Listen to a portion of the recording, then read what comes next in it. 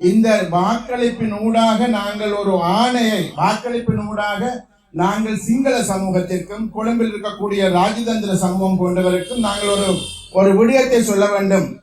இலங்கையில் வெறுமனே ஒரு பொருளாதார பிரச்சனை மாத்திரமல்ல, இங்கு ஒரு தீர்க்கப்படாத தேசிய இன பிரச்சனை ஒன்று இருக்கிறது என்பது மீண்டும் எஸ்டாப்ளிஷ் பண்ணப்பட வேண்டிய தேவை.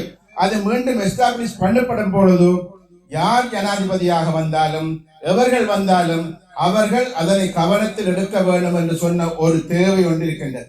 அது மாத்திரமல்ல, ஒரு ஆணை கிடைக்கின்ற பொழுது டிப்ளமேட்ஸ் ராஜதந்திரிகளும் கூட அந்த ஆணை தொடர்பாக தங்களது கவனத்தை செலுத்த வேண்டிய தேவை இருக்கின்றது. அவர்கள் அரசுடன் பேசுகிற பொழுது, அரசாங்கத்துடன் இந்த பல்வேறுபட்ட பிரச்சனைகளை பற்றி பேசுகிற பொழுது நிச்சயமாக தமிழ் மக்கள் ஒரு ஆணையை கொடுத்திருக்கிறார்கள்.